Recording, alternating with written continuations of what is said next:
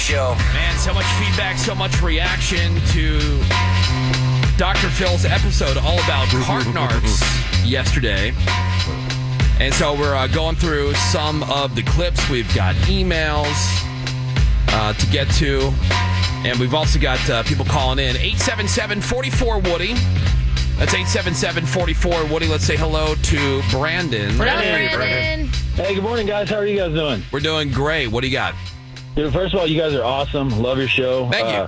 My wife introduced me to you guys probably about a year and a half ago, and I'm just kind of pissed off I didn't listen to it before. You should be. I just want to say, Seabass, dude, we watched that last night.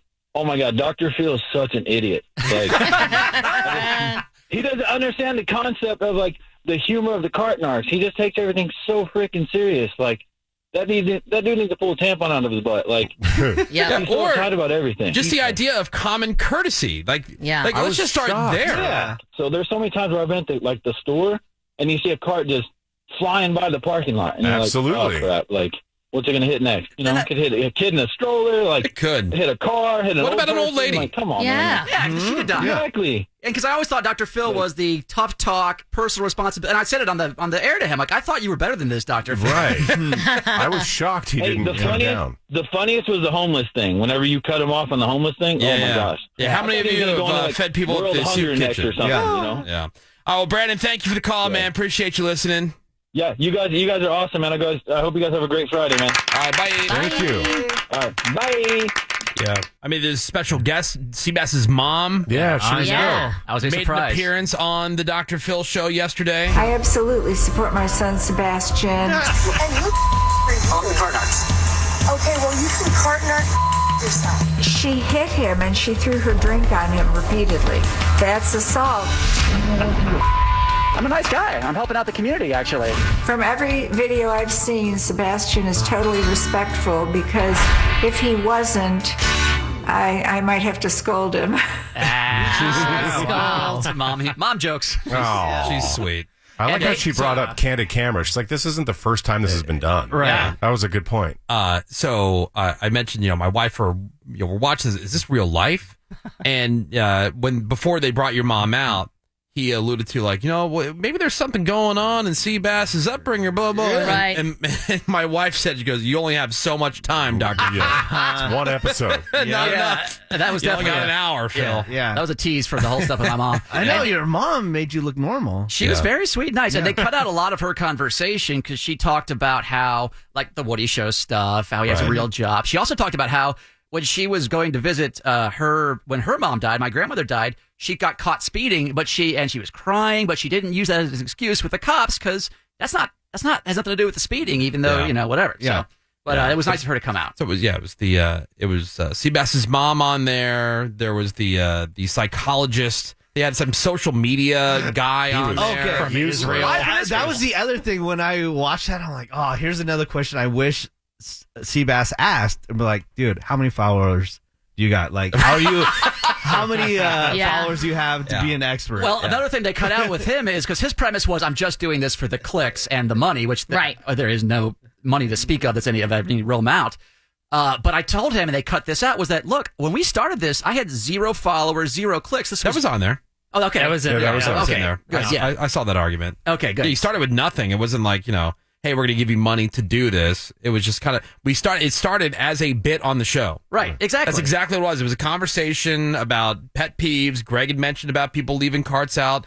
Seabass is always going out to, talk to juggalos and weirdos or whatever, steal a base, steal a taco, whatever the case may be. And so we just came up with this idea of, well, why don't you go wait in a parking lot for 5 minutes and wait for someone not to return a cart? It only took 2 minutes. And the reaction. And the reaction was great. Well, they did find one person who was willing to come on Dr. Phil, one person who I have confronted before. And when they told me who they had. on Dr. Phil. Right.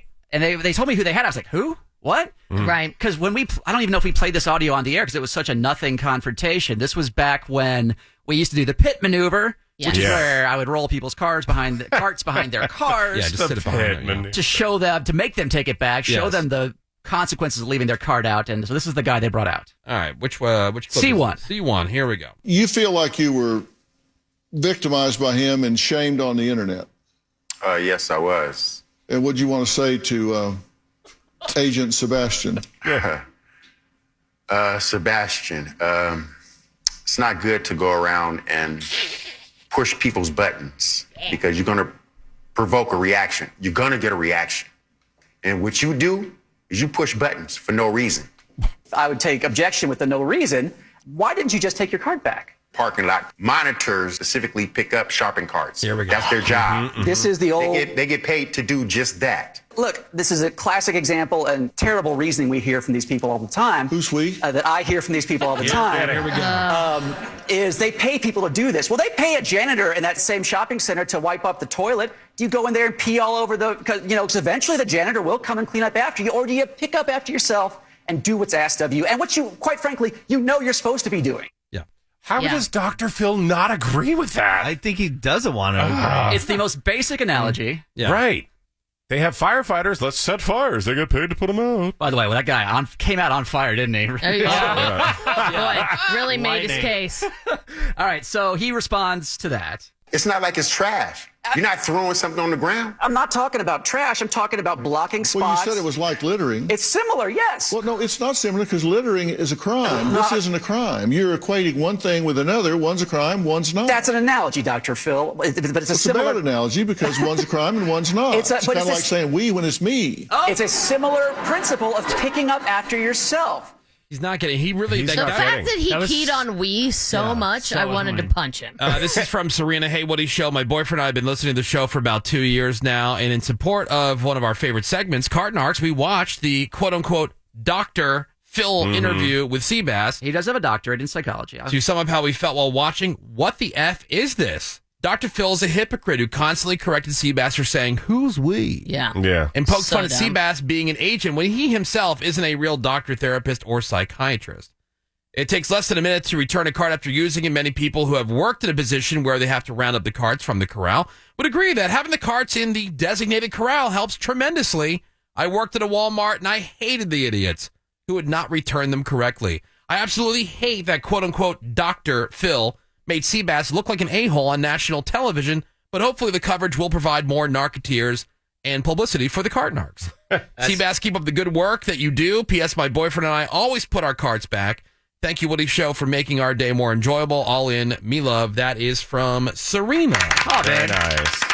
Yeah. And I was trying not to talk down to him, but I said, that's what an analogy is. Exactly. Well, it's a bad one. And so anyway, we had the Dr. Phil thing, and so it ended up getting discussed not just on Dr. Phil's social media pages, not just on our social media pages, but also made it onto the talk. Yeah, they had Dr. Phil on to discuss the Cardinarks episode. Yeah. Wow, which must mean it's an awesome episode, right? On the talk. So there was a discussion on that, which, by the way, one of the co-hosts on the talk now is our very good friend Jerry O'Connell, actor Jerry O'Connell.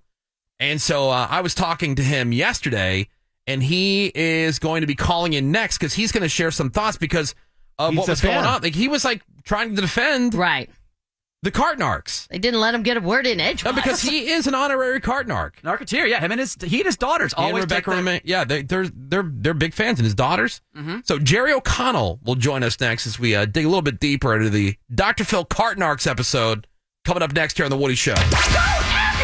The Woody Show. Back in a few.